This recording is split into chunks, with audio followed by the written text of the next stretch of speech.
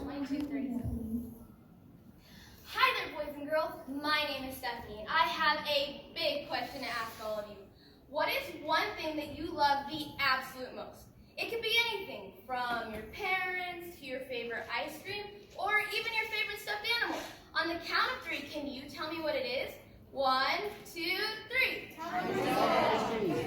Wow, those are some great things that I heard. But did you know that there is one thing that we should all love more than any of those things? Can anyone take a guess?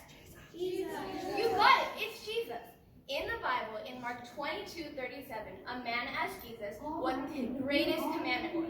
And he replied, "Love the Lord your God with all your heart, all your soul, and all your mind."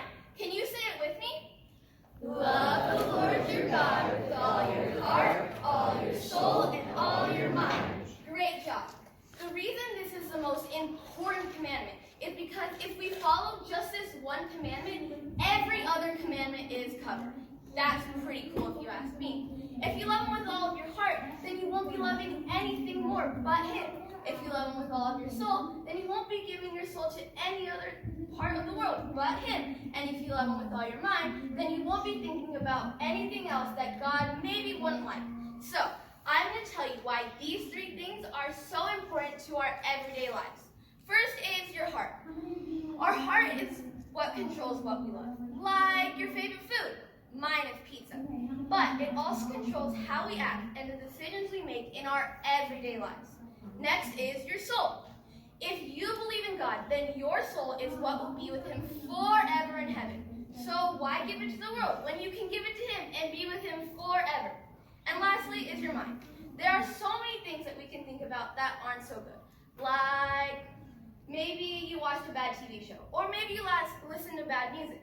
Our minds are so important because everything we think about will also affect our heart and our soul.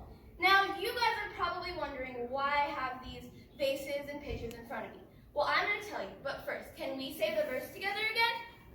Love the Lord your God with all your heart, all your soul, and all your mind. Great job. So, just like these jars and pictures look alike in some ways, we are made to look like God, in having a heart, a soul, and a mind. So, let's pretend like this picture over here is God. And these 3 are us, our heart, our soul, and our mind. And this one over here, well, this is the world. So, according to our verse, we need to love him with all of these 3 things. But I'm going to show you what happens when things get a little bit mixed up. If we're giving our hearts to things like, let's say, video games, instead of giving our hearts to God, then we're giving a little bit to the world, just like this. But you decide that you're going to give the rest to God, like this. So it must be okay, right? If we're giving our souls to things that might not make God happy, then we're giving a little bit of our soul to the world, like this. But you decide that you're going to give the rest to God. So it must be okay, right?